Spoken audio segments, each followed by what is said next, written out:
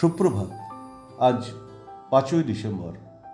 বাংলা গানের স্বর্ণযুগের প্রখ্যাত কবি ও গীতিকার প্রণব রায়ের জন্মদিন। তিনি 1911 খ্রিস্টাব্দের আজকের দিনে কলকাতার বেহালা বরিশার সাবর্ণ রায়চৌধুরী বংশে জন্মগ্রহণ করেন। ব্রাহ্ম বয়েজ স্কুল থেকে তিনি কৃতিত্বের সাথে প্রবেশিকা পরীক্ষায় পাশ করে সিটি কলেজে ভর্তি হন। ছেলেবেলা থেকেই কবিতার প্রতি তার অনুরাগ জন্মায় এবং তিনি ছাত্র অবস্থায় বিদ্রোহী কবির ভাবশিষ্য ছিলেন এবং তার রচনার প্রতি আকৃষ্ট ছিলেন। কলেজ জীবনে স্বদেশী আন্দোলনে অংশগ্রহণ করেন। তার প্রথম কবিতা কমরেড বিশ্বদূত পত্রিকায় প্রকাশিত হয় এবং সেজন্য তিনি কারাবাস যাপন করেন। ফলে তার পড়াশোনার ব্যাপক ক্ষতি হয়। কারামুক্তির পর তিনি কাজী নজরুল ইসলামের সংস্পর্শে আসেন এবং গান লিখতে শুরু করেন। কবির কাছেই তিনি গীতিকার হওয়ার প্রেরণা পেয়েছিলেন। 1934 খ্রিস্টাব্দে শারদীয়ায় তার রচিত 4টি গান কাজী নজরুল ইসলামের অনুমোদনে প্রথম HMV কর্তৃক রেকর্ড প্রকাশিত হয়, যার অন্যতম সঙ্গীতশিল্পী কমলা ঝরিয়ার কণ্ঠে ও বিশিষ্ট সুরকার তুলসীদাস লাহিড়ীর সুরে দুটি ভাটিয়ালি গান ও বিদেশি বন্ধু এবং যেথায় গেলে গাঙের চড়ে ব্যাপক জনপ্রিয়তা অর্জন করে এবং সাজের তারকা আমি পথ হারিয়েও ও আমি ভোরের যুথিকা গান দুটিও খ্যাতিকীর্তি ভজন গায়িকা যুথিকা রায়ের কণ্ঠে সমান জনপ্রিয়তা লাভ করে। গান দুটিতে যুথিকা রায় জনপ্রিয় শিল্পী হিসাবে পরিচিত হন এবং তিনিও গীতিকার হিসাবে খ্যাতি লাভ করেন। তিনি সহজ কথায় লঘু ছন্দে ভাব বা অনুভূতি প্রকাশ করার বিশেষ ক্ষমতা সম্পন্ন একজন ব্যক্তি ছিলেন। তার সঙ্গীত জীবনের দীর্ঘ 40 বছরে তিনি প্রায় 2000-এরও বেশি গান রচনা করেছেন। বাংলা ছায়াছবির জন্য তিনি প্রথম 1936 খ্রিস্টাব্দে কথাশিল্পী শরৎচন্দ্র চট্টোপাধ্যায়ের কাহিনী অবলম্বনে সতু সেন পরিচালিত পণ্ডিত মশাই ছায়াছবির গানটি বিখ্যাত সুরকার কমল দাশগুপ্তের সুরে এবং প্রখ্যাত শ্যামাসঙ্গীত গায়ক ভবানী দাসের কণ্ঠে পরিবেশিত হয়েছে।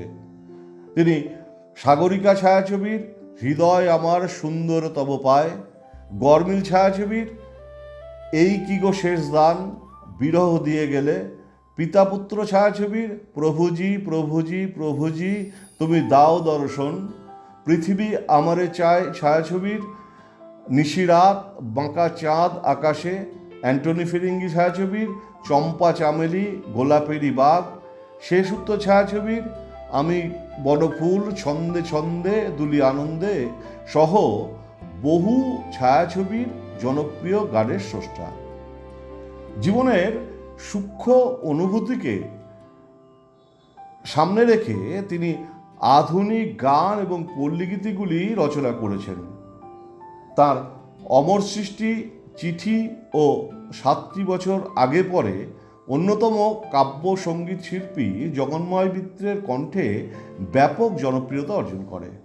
তার সৃষ্টি সাজের তারকা আমি পথ হারায়ে, মধুর আমার মায়ের হাসি, আমার সোনা চাঁদের কণা, মনের দুয়ারে খুলে গেল গো তুমি এলে, এমনই বরষা ছিল সেদিন, মধুমালতী ডাকে আয় উল্লেখযোগ্য আধুনিক গানগুলি আজও সমাদৃত।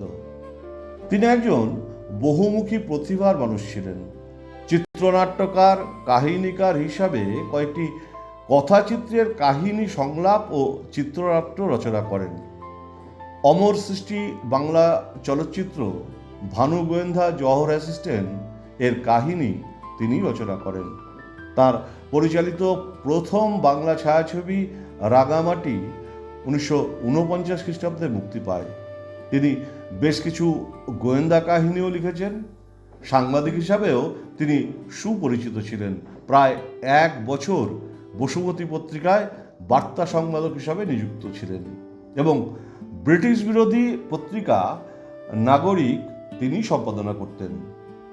বিংশ শতাব্দীর 3-4 দশকের আধুনিক ও চিত্রগীতির সবথেকে জনপ্রিয় প্রবাদ প্রতিম অজয় ভট্টাচার্য, শৈলেন রায় ও প্রণব রায়ের এই তিন মাস্কেটিয়ার্সের মধ্যে তিনি ছিলেন অন্যতম। তিনি 1975 খ্রিস্টাব্দে 7ই আগস্ট শেষ নিঃশ্বাস ত্যাগ করেন। জন্মদিনে বাংলা গানের স্বর্ণযুগের প্রখ্যাত কবি ও গীতিকারকে জানাই বিনম্র শ্রদ্ধা এবং প্রণাম। নমস্কার।